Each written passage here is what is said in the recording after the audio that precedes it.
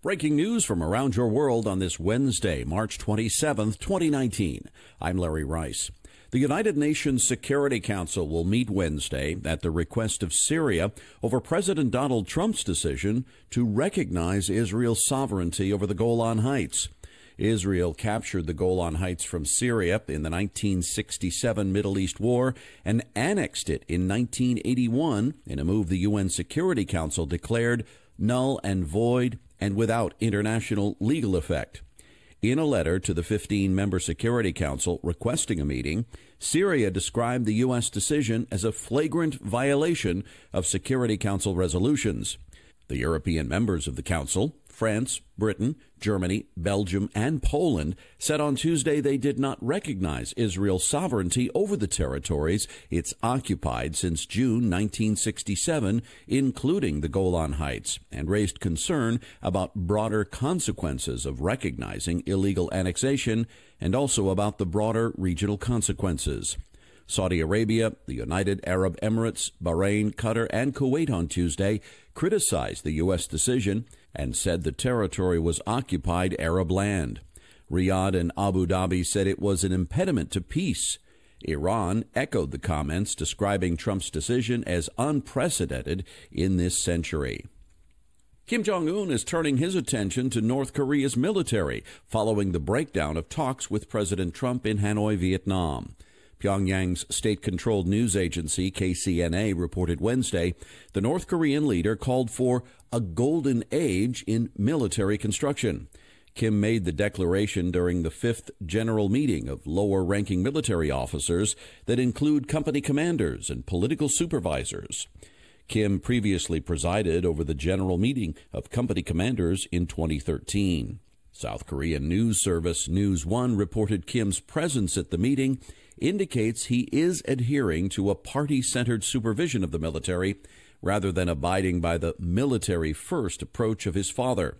The report comes months after Kim ordered the rebuilding of the North Korean economy through the military in his New Year's address.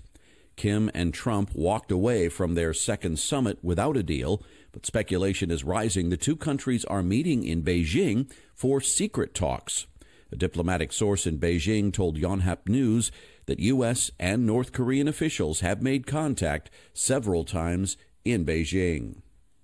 India successfully shot down a low-orbiting satellite, making the country an established space power, according to a surprise speech Wednesday by Prime Minister Narendra Modi. He said India is now in space's Super League because it's the fourth country to conduct such an operation behind the U.S., China, and Russia. Modi added the capability will make India stronger, even more secure, and will further peace and harmony. Modi's words were broadcast on television, radio, and social media. The anti-satellite or ASAT missile test was successful, but Modi didn't release any additional details, like who owned the satellite that was shot down. He did say India didn't violate any international laws or treaties. The announcement comes 2 weeks before a national election in which Modi's opponents have accused him of using the country's space achievements to score political points. Modi had tweeted earlier in the day that he had an important message to tell the public, fueling wild speculation about what that could be. Some thought it would have to do with rival Pakistan. Tensions have risen between the two countries since a suicide bomber attacked an Indian troop convoy in Kashmir last month. President Trump signed an executive order ordering federal agencies to take steps to protect the country from potential electromagnetic pulses. The order calls on federal agencies to coordinate in preparations to prevent and react to an electronic pulse, or EMP, which is a blast of electromagnetic energy that can damage an electric grid and other infrastructure. National Security Advisor John Bolton is tasked with overseeing the implementation of the order, which calls on agencies to identify critical infrastructure and establish ways to protect them from EMPs or help them quickly recover from potential EMP strikes. The order directs the Secretaries of Homeland Security, Defense, and Energy to submit an annual report to the President on how best to make critical infrastructure resilient to EMP attacks.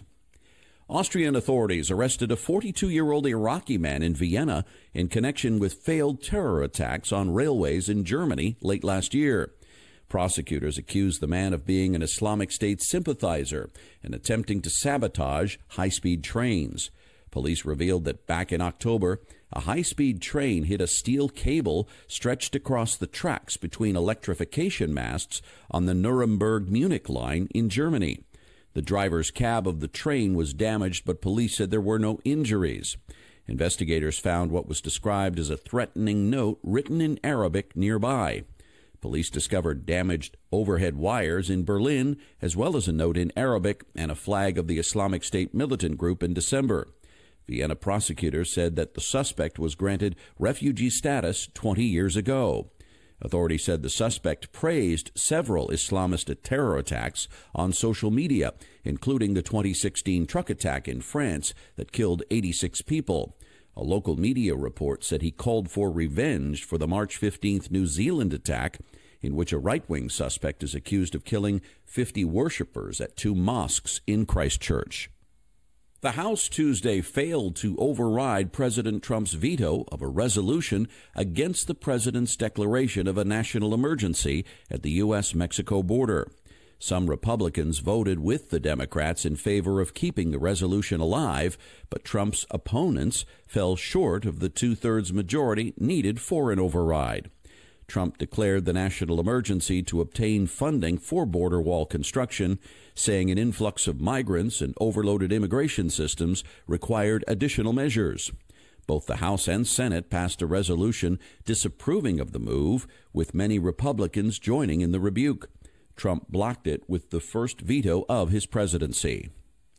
The head of the European Council, Donald Tusk, urged the European Parliament Wednesday to be open to a long Brexit extension and not to ignore the increasing majority of British people who wanted to remain in the European Union. But the EU's chief executive, Jean-Claude Juncker, said Britain's intentions had become more mysterious than those of the mythological sphinxes guarding ancient tombs. EU leaders granted Britain a short extension to the March 29th Brexit day last week, saying if Britain's parliament did not back the divorce deal agreed with Prime Minister Theresa May this week, then the British government would have to indicate what it wished to do before April 12th. Tusk said April 12th was the new cliff edge date, and Britain still had a choice between a deal, no deal, a long extension, or revoking of Article 50, Britain's notification that it plans to leave the European Union. Britons voted 52 to 48% to leave the EU in the 2016 referendum. Attorney General William Barr will release a redacted version of Special Counsel Robert Mueller's report on Russian election meddling within weeks, not months, according to a Justice Department official cited Tuesday by NBC News. Meanwhile, Senator Lindsey Graham, chair of the Senate Judiciary Committee, told Fox News he spoke with President Trump and Barr Tuesday night. Trump said he had no objection to making the report public, and Barr said the only delay was identifying and removing classified information.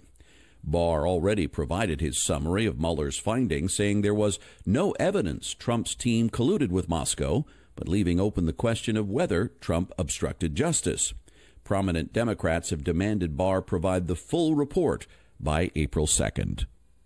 The Federal Aviation Administration will significantly change its oversight approach to air safety by July, following 2 fatal Boeing 737 MAX passenger plane crashes.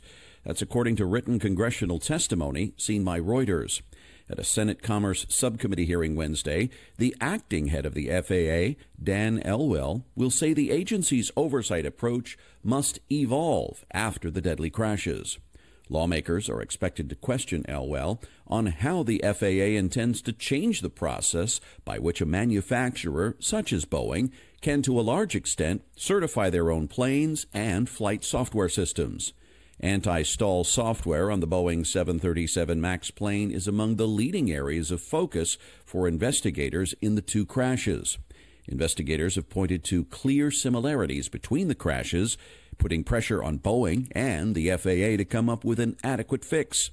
Boeing's fastest-selling 737 MAX jet with orders worth more than $500 billion at list prices, has been grounded globally, although airlines are still allowed to fly them without passengers to reposition the planes to other airports for storage.